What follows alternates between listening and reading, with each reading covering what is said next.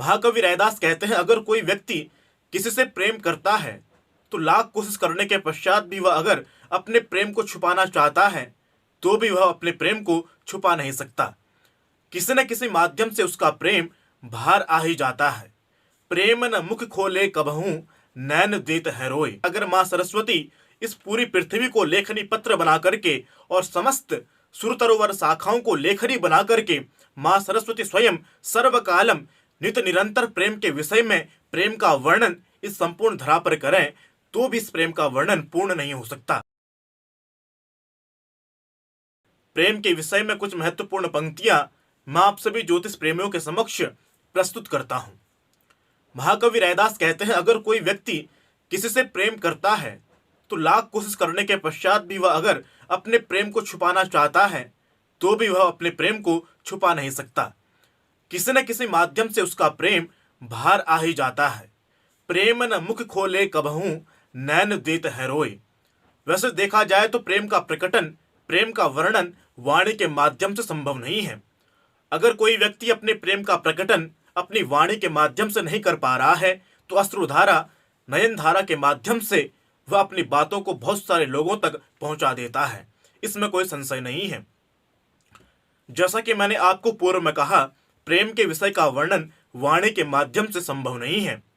इस विषय में महाकवि पुष्पदंत, जिन्होंने महिम्न स्तोत्र की रचना करी, उन्होंने महिम्न स्तोत्र में भगवान के गुणानुवादों के विषय में एक श्लोक कहा। उस श्लोक का इतना अर्थ है, भगवान की महिमा, भगवान की कथा इतनी विस्तृत है, जिन कथाओं को माँ सरस्वती स्वयं अपने हाथों से लिखे तो भी भगवान का वर्णन पूर्ण नहीं हो सकता। इसी पद्य को आप सभी लोग प्रेम के विषय के साथ जोड़िएगा। महाकवि पुष्पदंत महिम्न स्तोत्र में कहते हैं, असित गिरि समम स्यात् कज्जलम सिंधु पात्रे, सुरतरोवर शाखा लेखनी पत्र मूर्विम, लिखत यदि गृहीत्वा शारदा सर्वकालम, तदपि तव गुणाना मीस पारम न याति। महाकवि पुष्पदंत कहते हैं, अगर माँ सरस्वती इस पूरी पृथ्वी को लेखनी पत्र बना करके और समस्त सुरतरोवर शाखाओं को लेखनी बना करके माँ सरस्वती स्वयं सर्वकालम नित निरंतर प्रेम के विषय में प्रेम का वर्णन इस संपूर्ण धरा पर करें तो भी इस प्रेम का वर्णन पूर्ण नहीं हो सकता। जब माँ सरस्वती अपने हाथों से प्रेम का वर्णन पूर्ण नहीं कर सकती तो सामान्य जीव की तो बात ही क्या है। जब प्रेम के विषय की चर्चा चल रही है तो 1600 ईस्वी पूर्व पुरुरवा उर्वशी के संवाद की हम चर्चा न करें, ऐसा हो नहीं सकता। रामधारी सिंह दिनकर की कुछ पंक्तियों के माध्यम से प्रेम के प्रति समर्पणता के भाव को मैं आप सभी के समक्ष प्रस्तुत करता हूं। असुर राज से पुरुरवा ने उर्वशी की रक्षा करी और उनसे पुरुरवा को प्रेम हो गया, और प्रेम के प्रति समर्पणता को पुरुरवा अपनी पंक्तियों के माध्यम से प्रस्तुत करते हैं। आप सभी जानते हैं, प्रेम के समक्ष चाहे कितना ही बलवान क्यों ना हो, महारथी क्यों ना हो, वह समर्पित हो जाता है, वह अपने समर्पण का भाव ही रखता है। इसलिए उर्वशी के समक्ष पुरुरवा अपनी पंक्तियों के माध्यम से अपने समर्पणता के भाव को रख रहे हैं। महर्षि पुरुरवा कहते हैं, रामधारी सिंह दिनकर की पंक्तियों के माध्यम से उन पंक्तियों को, उनके भावों को मैं आप सभी ज्योतिष प्रेमियों तक पहुंचा रहा हूं। शब्दों पर विशेष ध्यान दीजिएगा, आपको बहुत आनंद आएगा। रामधारी सिंह दिनकर कहते हैं, मर्त्य मानव की विजय का तूर्य हूं मैं। शब्दों पर ध्यान दीजिएगा, मर्त्य मानव की विजय का तूर्य हूं मैं, उर्वशी अपने समय का सूर्य हूं मैं।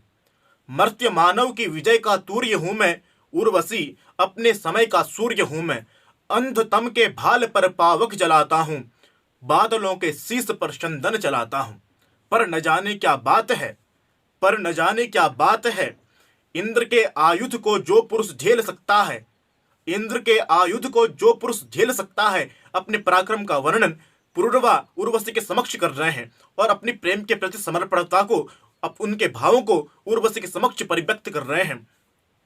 इंद्र के आयुध को जो पुरुष झेल सकता है, सिंह से बाहें मिलाकर जो पुरुष खेल सकता है, फूल के आगे वही असहाय हो जाता, शक्ति के रहते वही निरुपाय हो जाता, विद्ध हो जाता सहज बंकिम नयन के बाण से, जीत लेती रूप से नारी एक मुस्कान से।